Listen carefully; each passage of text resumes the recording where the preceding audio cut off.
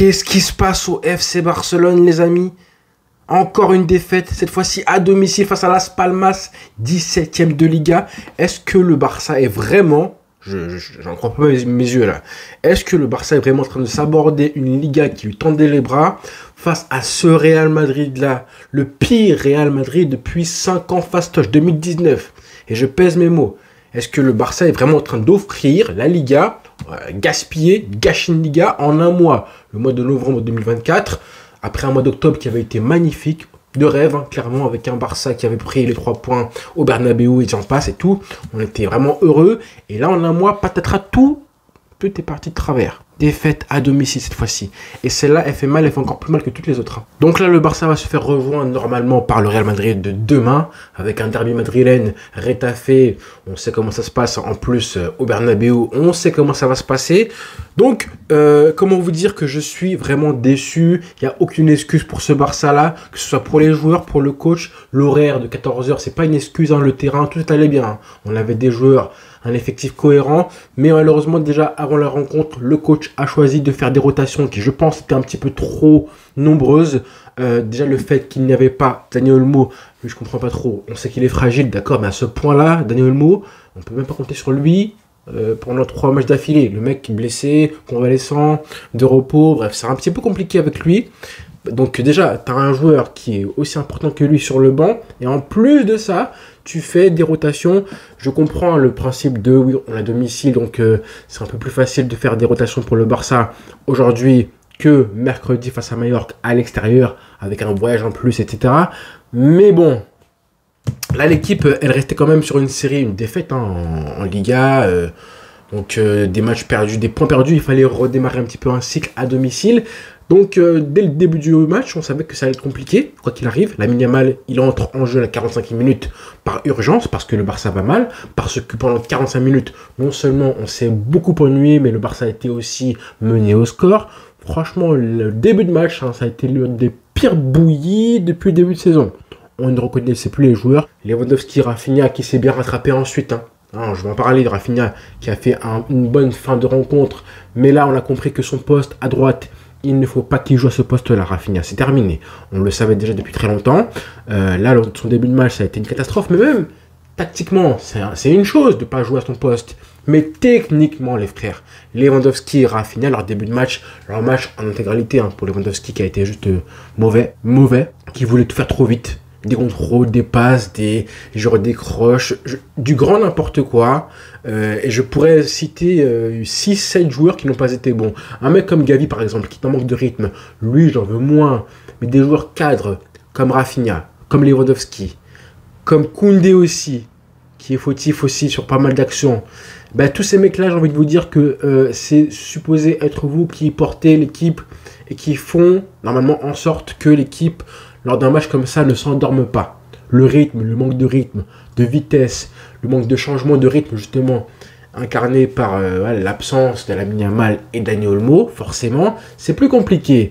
Mais le milieu de terrain non plus a souffert. Hein. Et les meilleures actions sont arrivées côté Las Palmas, côté Canaries. Et c'est pas un hasard si même si eux ils marquent des buts avec un tir, ça feront parler aussi. Hein, Monsieur Nicky Peña, bah, c'est compliqué. C'est compliqué, on t'a vanté, il a fait des bons matchs récemment. Mais là, une action, un tir, ça passe mal ça. On a trop vu ça trop souvent avec Ter Stegen. Et justement, ça ressemblait au match du Barça d'il y a un an. Ça, le scénario du match avec un Barça qui se complique la tâche en début de rencontre. Ça, c'est un petit peu symptomatique du Barça depuis maintenant un mois. Vous voyez? Alors qu'en début de saison, on avait un Barça qui arrivait à se faciliter les matchs très tôt dans les rencontres, en imprimant un rythme, en accélérant le jeu, en faisant en sorte que les offensives se multiplient et reviennent sans cesse et sans cesse. Là, ça ronronnait tout le monde, enfin, ça ronronnait tellement, pardon, que Las Palmas était dans un fauteuil complet, et forcément, ils ont appuyé là où ça faisait mal, en étant bien placés, en jouant des contres et des passes longues qui ont fait du mal au Barça sur les 2 buts à chaque fois, à la limite du hors-jeu, mais c'est bien joué de leur part, et c'est mal joué de la part des joueurs du Barça, notamment par Hector Fort, voilà. Comme le deuxième but, c'est vraiment un mauvais alignement. Et tu vois qu'un joueur qui n'est pas concentré, ça pénalise toute la défense et toute l'équipe. Donc voilà, comme je disais, le Barça qui n'a pas réussi à se faciliter la rencontre. Et maintenant, tous les matchs, on voit un Barça qui se rend les matchs compliqués. alors qu'avant tu te les rendais faciles. Et même si tu peux croire et espérer, parce que là le Barça marque encore une fois à l'heure de jeu, mais bon d'accord, c'est bien bon, on en a parlé depuis le début de saison que le Barça réussissait à progressivement au fil du match s'imposer physiquement face à l'équipe adverse. Oui, c'est vrai, mais quand tu es mené au score, bah, c'est plus difficile de remonter et de faire cette espèce de bascule où tu reprends le dessus physiquement à l'heure de jeu parce que l'équipe en face, elle mène au score, mentalement elle est bien, elle a un plan de jeu clair, tactiquement ils étaient bien en place, et ils mènent au score, ils peuvent un peu plus être solides derrière, c'est ce qu'ils ont fait. Le Barça a beaucoup dépensé de l'énergie aussi pour revenir au score, et forcément tu le payes cash au moment de faire le pas nécessaire, pour faire l'effort nécessaire, pour ne pas couvrir le hors-jeu tout simplement. Couvrir le hors-jeu, ce que le Barça a malheureusement fait sur le but du 2-1. Hector Fort est coupable. Koundé a été aussi très mauvais, faut le dire. Début de match, alors qu'on attendait justement qu'il se rattrape. Après, ça a son énorme bévue face au Celta Vigo. Il n'a pas été bon. Le milieu de terrain, Pedri Gavi, ça a été insuffisant. J'ai envie de dire insuffisant, mais c'est pas de leur faute. Moi, je pensais et je continue à dire que ce milieu de terrain-là, voilà, à l'époque, rappelez-vous, quand Gavi a explosé, on se disait Busquets, Gavi, Pedri, ça va marcher, mais ça manque un petit peu physiquement, athlétiquement parlant, c'est plus compliqué pour boucher les espaces, pour boucher les passes qui vont justement transpercer une défense, parce que là, on a vu vraiment Las Palmas, avec 1, 2, 3 passes, ils arrivaient à transpercer tout le milieu de terrain, l'entrejeu du Barça. Ce n'est pas possible de faire ça. Donc voilà. Logique de prendre ces buts-là, et après tu es en galère pour remonter au score. Lamine Yamal, même s'il entre, il est à court de rythme, le pauvre. Ça fait maintenant, je crois, 2 semaines qu'il ne joue pas. Il entre comme ça en cours de match, on ne va pas lui en vouloir de ne pas pouvoir faire une différence. Et encore une fois, il a été bon, il y a eu du déchet aussi, mais on voit les actions menées par le Barça en fin de rencontre, par Lewandowski, par Ferran Torres, c'est du brouillon. C'est je lance la balle, je m'excentre un petit peu, je m'excentre sur le côté gauche et je centre un petit peu au hasard, que ce soit par Ferran Torres, par Rafinha, bref, des centres comme ça. Frenkie de Jong qui rentre en jeu pareil, il essaie de mettre un petit peu plus de vitesse, mais c'est léger. Donc voilà, on s'est compliqué la tâche, le Barça s'est compliqué la tâche. Hansi Flick s'est compliqué la tâche en faisant jouer cette équipe-là, cette équipe type-là, même en sortant Koundé. Je pense que Koundé méritait de rester parce que voilà, il faut quand même de l'expérience. C'est bien beau de vouloir sévir. Je pense qu'à la mi-temps, il était vraiment très énervé, Hansi Flick, et il s'est dit, je vais faire au moins 2-3 changements pour un petit peu réveiller l'équipe. Même si le joueur que je fais rentrer est un peu moins fort, je vais le faire rentrer pour que mentalement, il apporte un plus à l'équipe. Sauf que là, Hector Fort, c'était pas forcément le cas. Koundé, je l'aurais laissé moi. Donc ça fait pas mal de choix. Je pense qu'il faut qu'il apprenne Hansi Flick à gérer l'effectif et l'équipe mieux que ce qu'il fait. Pour l'instant, c'est un petit peu trop drastique. Soit je mets l'équipe type, soit trop de rotation. Donc le juste milieu, il est où là? Et après, forcément, t'es nerveux. Et là, on l'a vu tellement nerveux. C'est la première fois que je vois Hansi Flick nerveux comme ça sur un banc. Ça me rappelait Xavi il y a 6 mois de ça, où on se disait, Hansi Flick, il dégage une sérénité, un calme qui transmet à son équipe. Là, par contre, je l'ai senti comme quoi, on voyait que n'importe qui, en fait, quand les défaites et les moments compliqués arrivent, et que tu es frustré et que tu ne comprends pas comment ton équipe se métamorphose de manière négative comme ça aussi vite, ça énerve tout le monde. Et on l'a senti vraiment très irrité, très impatient, très énervé comme nous tous. Et voilà, donc il faut une réaction très vite là. Dès le week-end prochain, le Barça qui est potentiellement maintenant 2e de Liga, 3e défaite de la saison, encore plus à domicile, elle fait mal celle-là. Donc voilà, le Barça va repasser dans la peau du chassé. C'est tellement dommage, mais dommage parce que l'objectif, c'était évidemment d'arriver en tête de Liga avant la Super Coupe de janvier. Et là, c'est plus le cas. C'est plus sûr d'être le cas plutôt. Donc ça me fout le seum.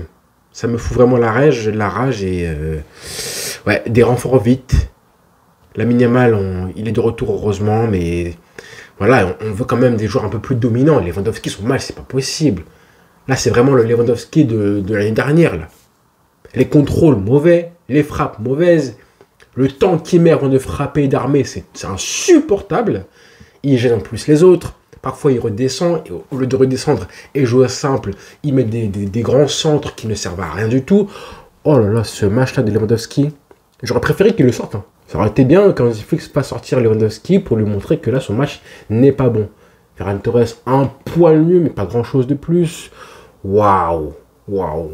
Ah, très compliqué. Pedri, pareil, quand tu as un ballon comme ça, encore une fois, j'ai une action en tête, il y a un partout pour le Barça, enfin, un partout du coup. Et il y a un ballon, un centre qui revient, et il est plein axe, à je crois 6-7 mètres des cages. La balle, elle rebondit un petit peu, mais il peut frapper comme ça en première intention. Il te met une frappe du gauche, demi-volée, une espèce de saucisse. Non, c'est pas une demi-volée, je crois qu'il la frappe mal, tout simplement. Du gauche. Mais tu sens pas la conviction, en fait. C'est plus ça. Tu peux rater si tu veux, mais je veux sentir un mec qui frappe le ballon.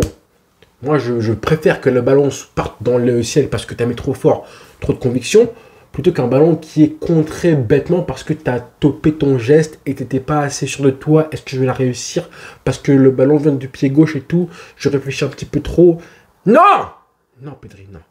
Faut frapper comme ça. Et j'espère qu'un jour, Pedri, enfin, devant les buts, tu seras un homme. C'est pas encore le cas. C'est pas encore le cas. Donc voilà. Défaite du Barça 2-1 pour ce match qui aura ressemblé dans le scénario vraiment copie conforme des matchs qu'on voyait il y a un an de ça avec Xavi. Hein. Ça, c'est inquiétant. Ça, c'est inquiétant. Voilà, les frères. Bon samedi à vous, malheureusement. Bonne soirée. Je vais aller, en soirée, moi. Boire un petit peu et oublier tout ça. Non, je rigole. Pas faire la promotion de l'alcool sur ma chaîne YouTube. Loin de là. Voilà, les frères. Rendez-vous demain, du coup, Real Madrid-Retafe. Ouais. Ah, le Barça, quel gâchis, quel gâchis. Insupportable, gâchis. Mais bon, c'est pas encore fini, il faut se relever et se remobiliser. Bonne journée à tous les frères. Ciao.